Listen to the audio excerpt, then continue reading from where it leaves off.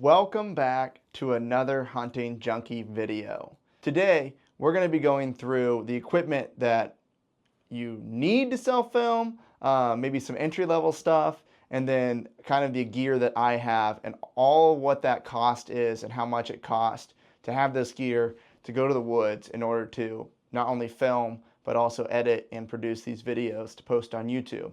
The cost to start self-filming is relatively inexpensive if you just want to get footage of an animal, maybe a shot or two, but not necessarily produce high-level content that you can use for production value. Not that what I produce is production value, but you know, when you shoot an animal on a GoPro and it's 1x zoom and the animal's 30 yards away, you really don't get a whole lot of quality footage of the actual shot.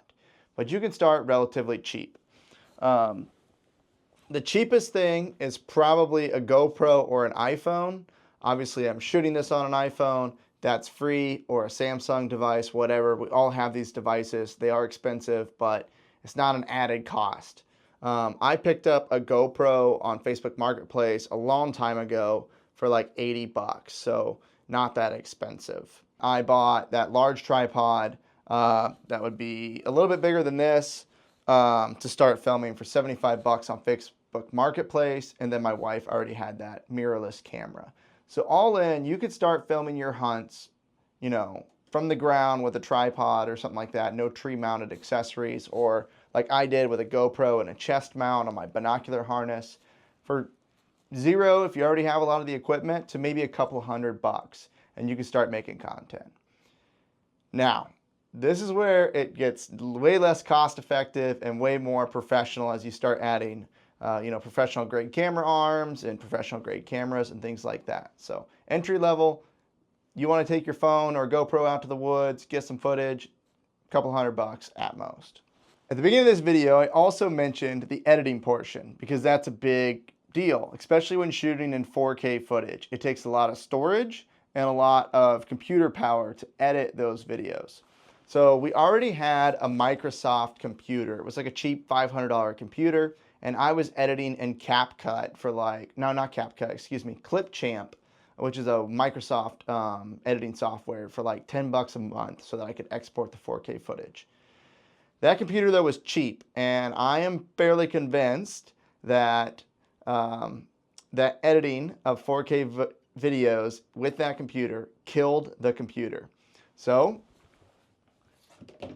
part of my expense of this self-filming journey is a new computer, and not just any computer, but a Mac.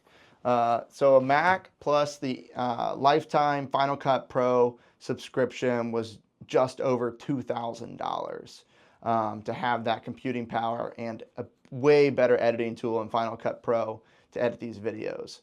I don't know if you guys noticed it, but I definitely noticed a drastic improvement when I switched from Clipchamp to Final Cut Pro, especially once I started to learn the Final Cut Pro software. Next up is definitely a camcorder style camera. I got this used for like 1,100 bucks with the microphone and everything off of Facebook Marketplace group. I think this new would be a couple $1,000s. I also bought an extra battery off Amazon, not a Canon battery, but I can knock off for like 30 bucks. These DJI mics, the one that I'm wearing, DJI Mic 2s with windsocks, the controllers on the phone, the other microphone, come in at about $350. And that's kind of the upgraded sound and video equipment that I have to date. We then shift into the upgraded camera arm systems. And first off would be the tripod. This is the 4th Arrow Tripod Lite, and then I wrapped it in some camouflage silent stealth tape. It extends up pretty high, and right now I have a Rex arm mounted to it. This tripod was around 100 bucks, and this Rex arm was around 75. And so I can have this tripod and I can swing this arm in a turkey blind which I couldn't do in last year's. It was fixed on a tripod and I could only move on one single point. So this will be a lot nicer. I also have the 4th Arrow triple arm kit. This allows me to extend. I hunted a lot of ladder stands, so it'd be mounted over here and extend all the way around my body if I have a shot on the left side or behind the tree. I wanted a really long-reaching arm. Probably don't need this long of an arm, honestly. A arm that pivots just twice, now that I've filmed for a whitetail season, would probably be plenty fine, because I've learned that even though, yes, I can wrap this all the way around my body, I can't necessarily draw, shoot, and film. You still kind of have to have the camera out in front of you, and you really don't need this much reach. But it's not, other than the extra weight you carry to the woods, it's not really a hindrance having the extra reach. So it is kind of nice when you do need it. I also have my fluid head mounted to this, which came with the camera that I bought on Facebook Marketplace. So the arm here that we were looking at was around 250 bucks. The fluid head was free. It came with the camera, and then I had this Lance controller for like another 90 bucks. So right here, there's quite a bit of money in just this arm, fluid head, and controller. I would like to upgrade the fluid head at some point. Like I mentioned, I hunt in a lot of ladder stands, and one thing I learned is that some of these ladder stands are in really big trees, and it was really hard to wrap the strap around a 2.5 foot diameter tree in the middle of the dark. So I bought this Rexarm rail mount, which would mount to like a ladder stand arm rail, and then you can tighten this onto the arm rail, adjust this top platform to like 18 degrees of level, and then this Rex arm would mount to it. This part would screw on, mount to here, and then you have, some camera movement. This is actually the setup that I shot my buck on, was this Rexarm, just this little mount and this Rexarm right to it. So I had very limited range of motion compared to that triple arm. The last piece of camera equipment that I have for the filming portion is this shoulder rig. It actually has a little front piece here, but I don't have it on right now. I also, for GoPro mounting, I have cheap $20 flexible, put the GoPro in here, clip it to a limb, whatever else, for GoPro mounting.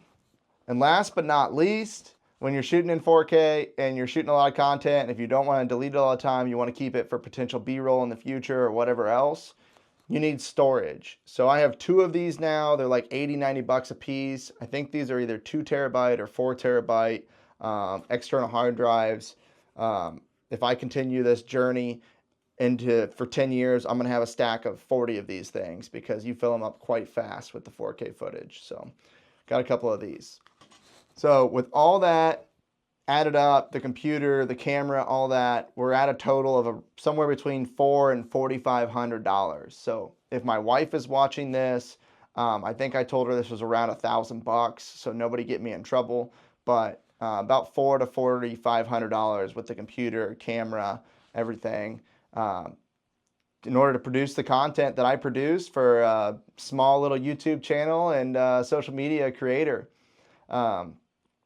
I guess I would caveat this with, I'm not doing this to make money, and you'll learn about that here in a second. I'm doing this as a hobby. A goal of mine was to harvest a mature whitetail on camera.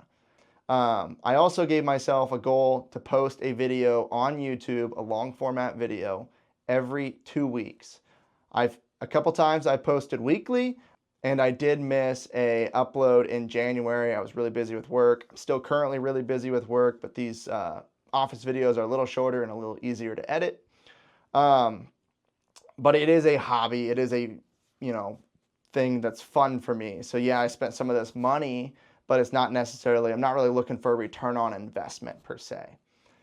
With that said, right now I have about 650 YouTube subscribers, 150 Instagram followers, 1,500 TikTok followers, and about 8,000 Facebook followers. And I have made a whopping $0 from ad revenue. And that's because I'm not allowed to be monetized through ad revenue with my current subscription level status. So If you're looking to get into self-filming, especially for profit of your hunts, I would probably say maybe not.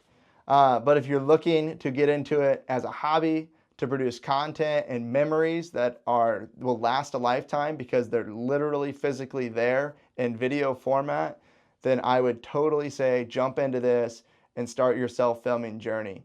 If you have any questions, please reach out. I've learned a few things that maybe could save a few dollars or save a little bit of time. So please reach out. I have my email on some of my social platforms if you want to look for that. Thanks for watching. I hope you have a wonderful day, and we will see you guys on the next video. Take care.